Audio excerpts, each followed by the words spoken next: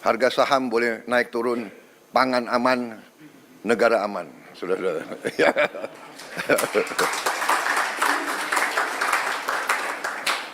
Saya lihat yang stres harga saham turun hanya beberapa orang di antara kalian. Presiden dan Wakil Presiden Republik Indonesia memasuki ruang acara.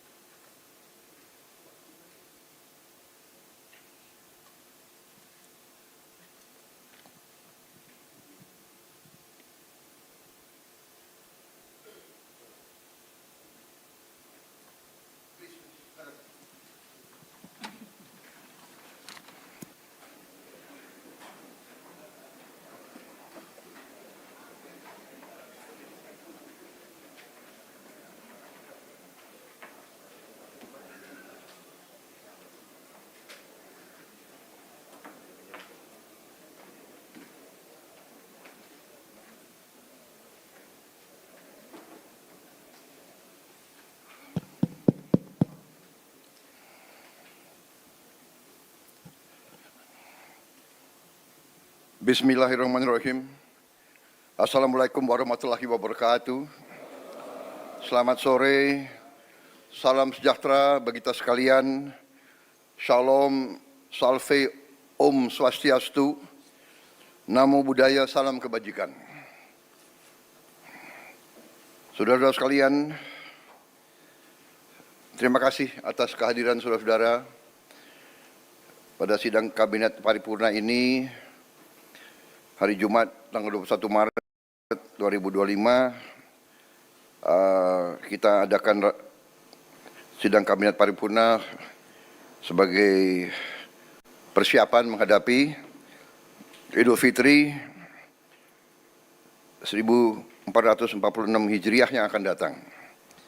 Yang saya hormati Wakil Presiden Saudara Gibran Rakabuming Raka, para menteri koordinator, para menteri, para kepala badan, Jaksa Agung, Kepala BIN, Kapolri, Panglima TNI,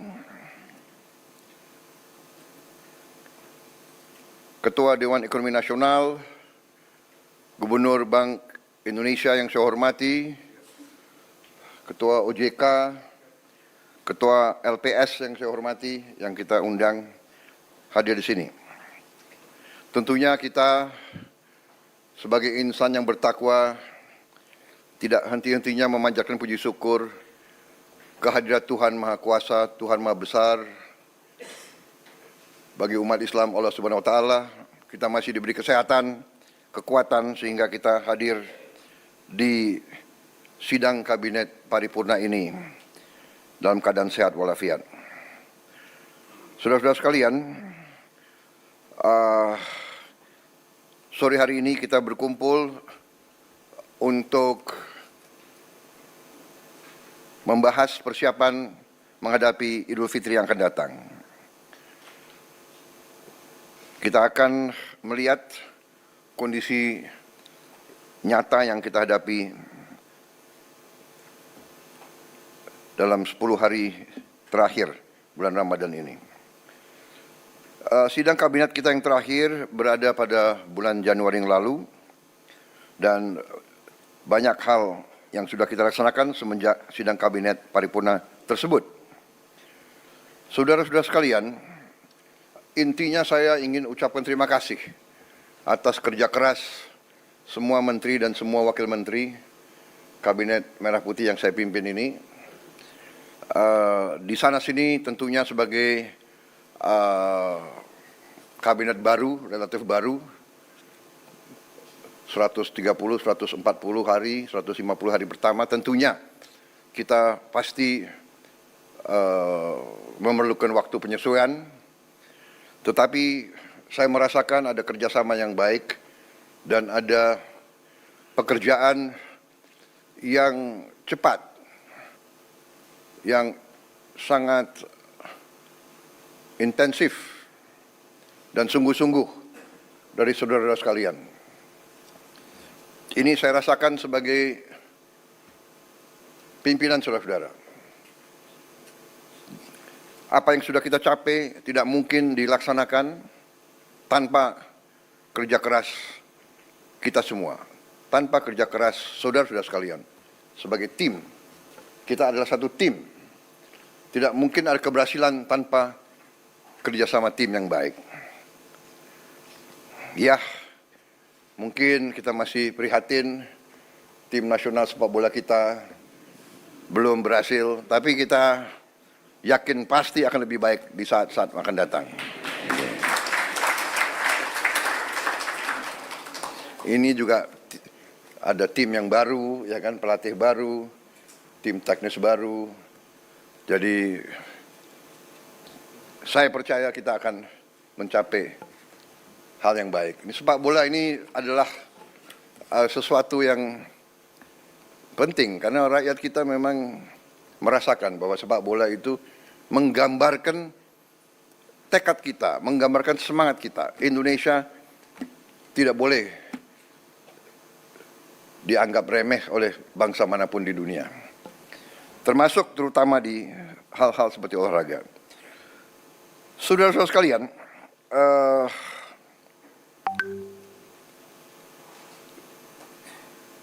banyak sekali yang sudah kita laksanakan semenjak sidang kabinet yang lalu. Mungkin karena banyaknya inisiatif kita, banyaknya terobosan kita, banyaknya kebijakan kita, mungkin narasi ke rakyat mungkin kurang sempurna, kurang intensif. Ya, ini saya kira perlu kita perbaiki komunikasi kita kepada rakyat. Ya, saya juga terus terang aja sangat terkesan dengan banyaknya kebijakan yang bisa kita keluarkan dalam waktu singkat. Dan ini karena kerja keras para menteri, para wakil menteri, para kepala badan. Saudara-saudara, salah satu yang utama yang harus saya sampaikan adalah bahwa di saat bulan-bulan ini, apalagi menjelang Ramadan dan Idul Fitri, kondisi pangan kita aman, kondisi pangan kita cukup terkendali. Saudara-saudara, ini jangan dianggap hal yang ringan. Kita negara keempat terbesar di dunia. Jumlah penduduk kita sangat besar. Dan bertahun-tahun kita selalu khawatir dengan keamanan pangan kita. Kita selalu khawatir kita harus import. Alhamdulillah tahun ini produksinya sangat baik. Dan saya monitor harga-harga sampai hari ini terkendali. Mungkin harga cabai rawit yang agak naik beberapa saat yang lalu, mungkin sekarang sudah mulai turun ya. Tapi saran saya jangan terlalu banyak makan terlalu pedas. Saya waktu muda sukanya pedas sekali, sekarang dokter melarang saya makan terlalu pedas. Yang muda-muda silakan.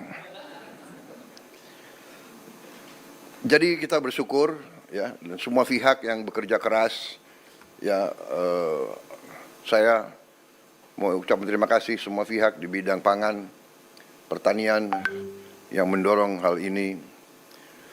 Pangan adalah yang paling utama. Ya. Harga saham boleh naik turun, pangan aman, negara aman. Saudara-saudara. Ya.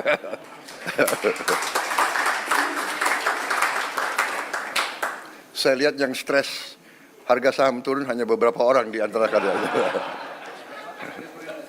Marwar, siapa lagi itu? Tranggono, mana Tranggono? Tranggono. Oh, duduk sebelahan itu. Ini, mana lagi ya? Kalau Budiman enggak, Budiman tenang aja karena enggak punya saham dia.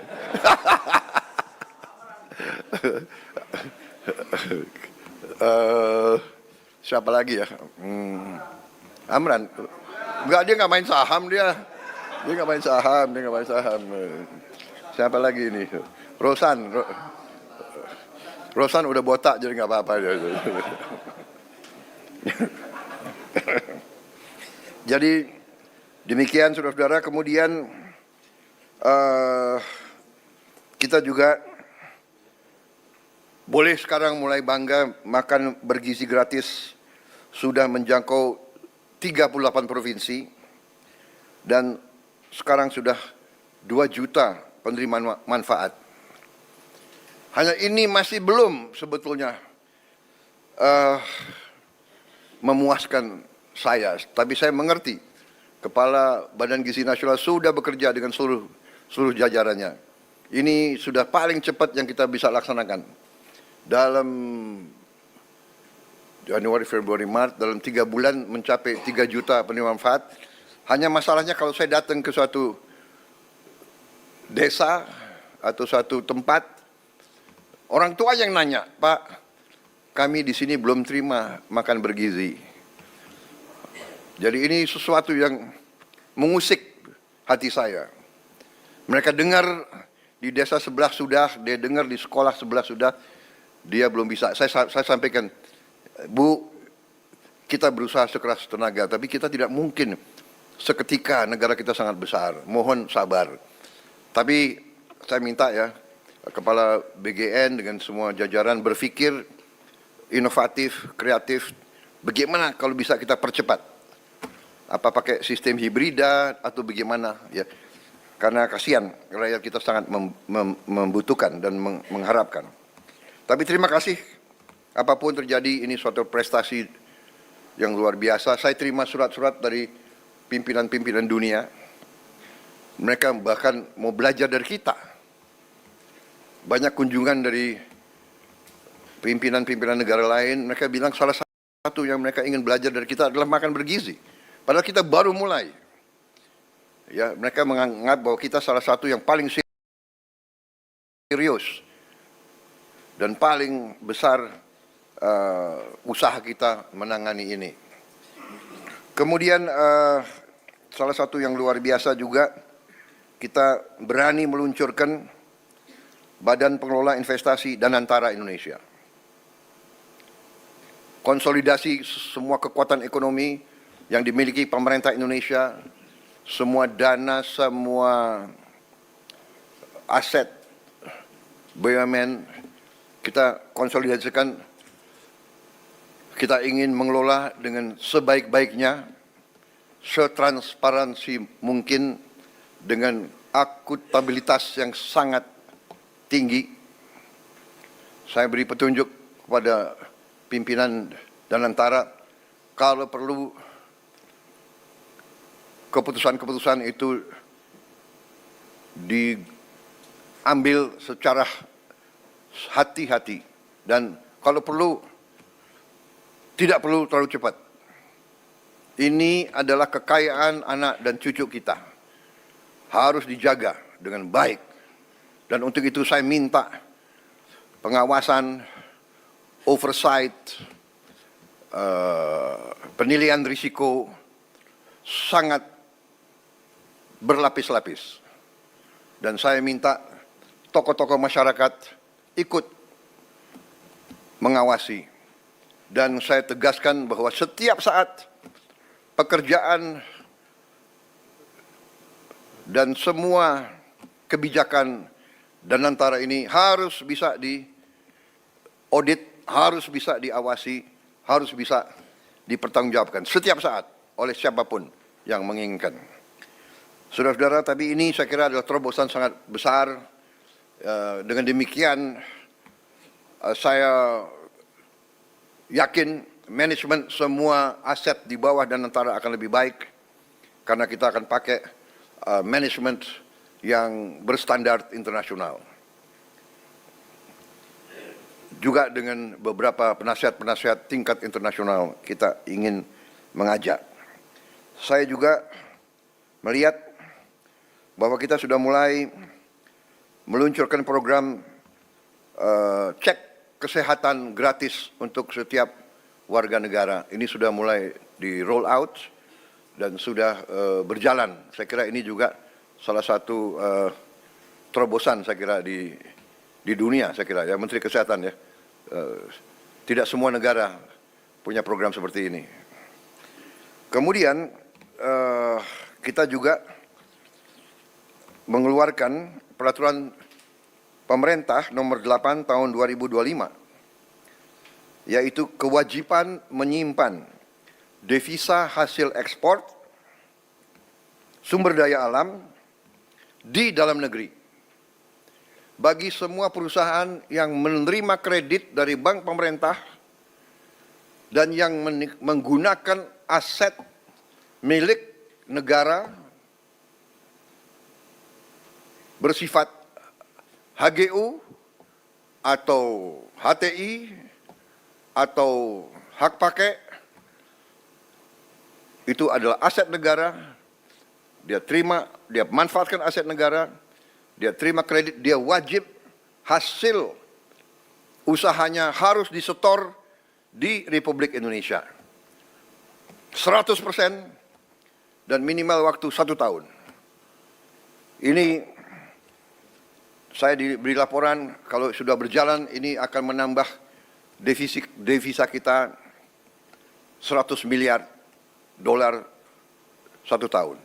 Karena ini mulai berlaku 1 Maret, jadi mungkin tahun ini baru sekitar 80 miliar dolar yang akan masuk.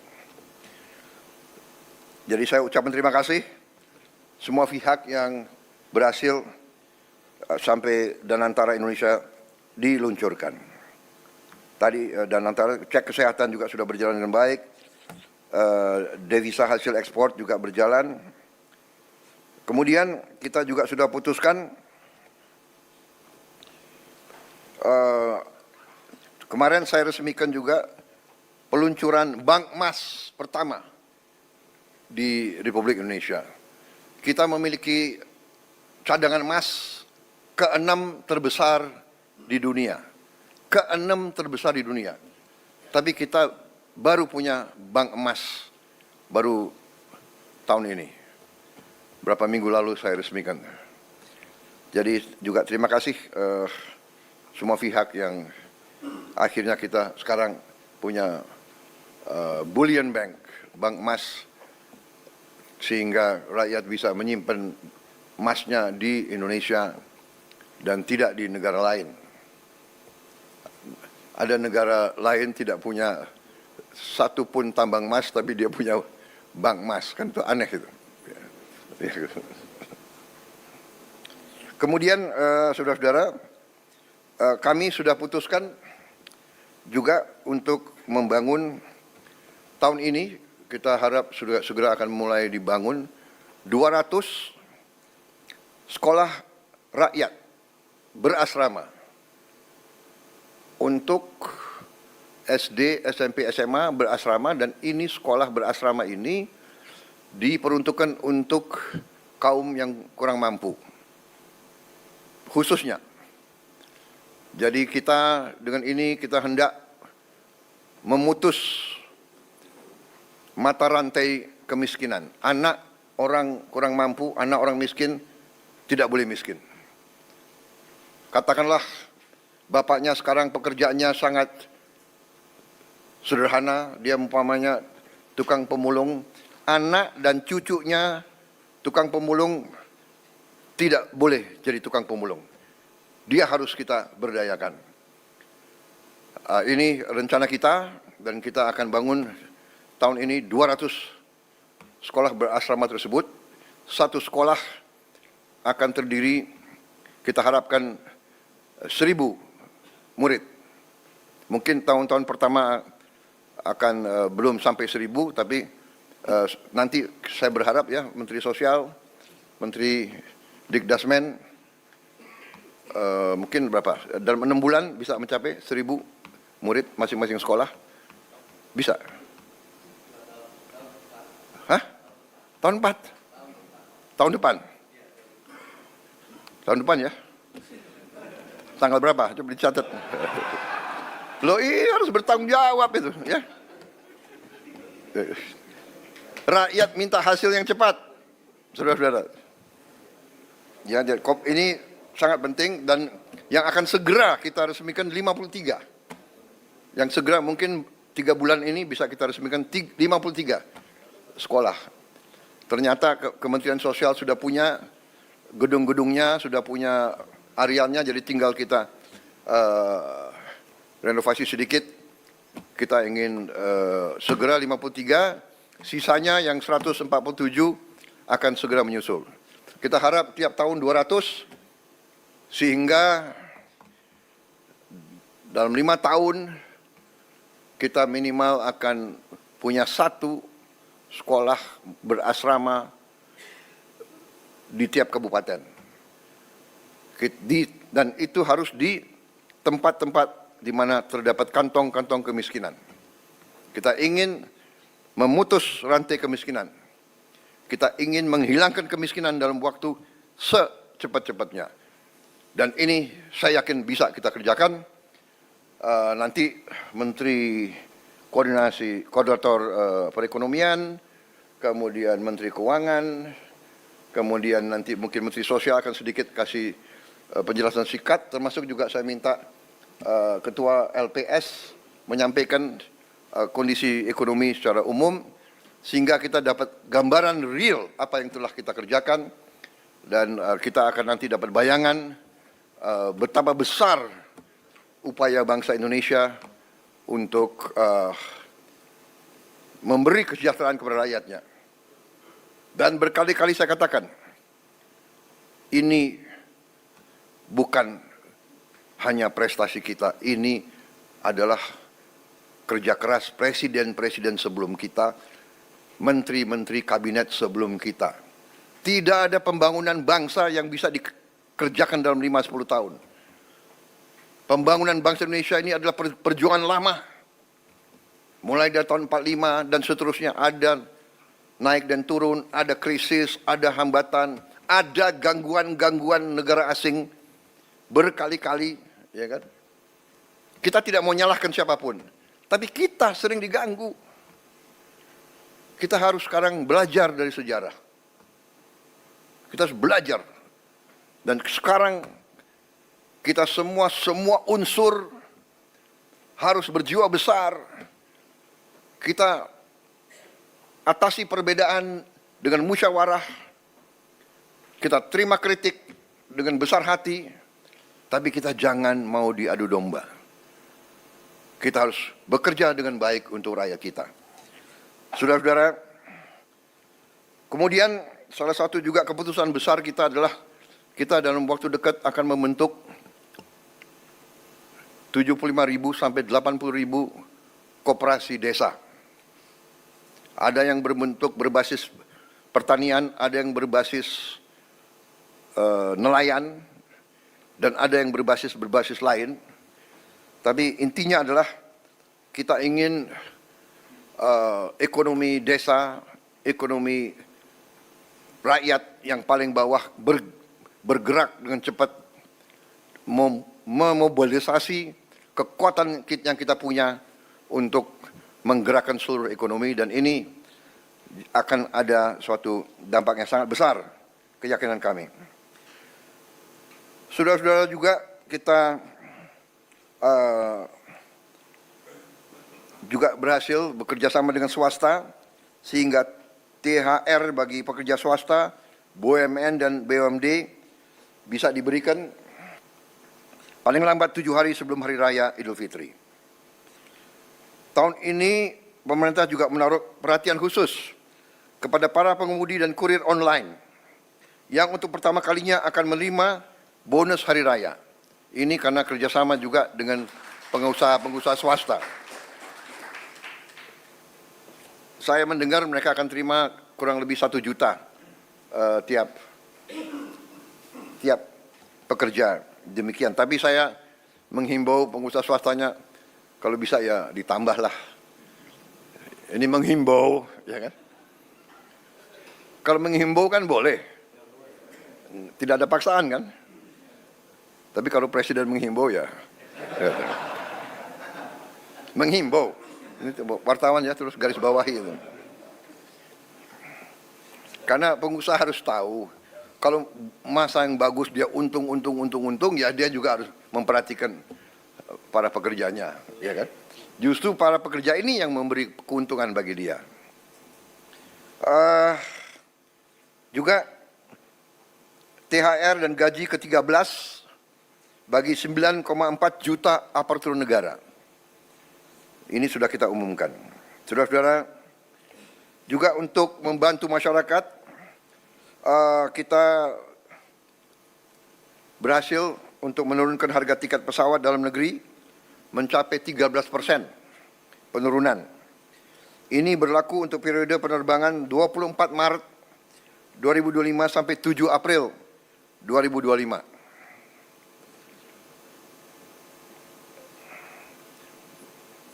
Nanti Presiden juga akan menghimbau, kalau bisa ditambah, tapi menghimbau. Enggak, ini sudah luar biasa. Kemudian penurunan tarif jalan tol sebesar 20% di berbagai ruas jalur mudik selama 2 minggu. Juga diskon 25% penurunan harga untuk tiket kereta api sesuai tanggal yang ditentukan. Juga saya ucapkan terima kasih beberapa kementerian lembaga mengeluarkan kebijakan untuk membantu mengurangi beban masyarakat dengan memberi bantuan mudik gratis hingga juga ada diskon mencapai 50% untuk provider seluler dari Kementerian Komdigi.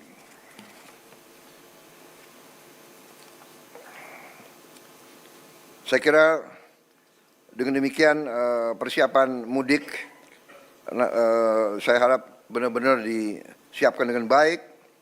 Kemudian alur lalu lintas dijamin harus berjalan lancar melalui jalur darat, kereta api, udara, dan laut.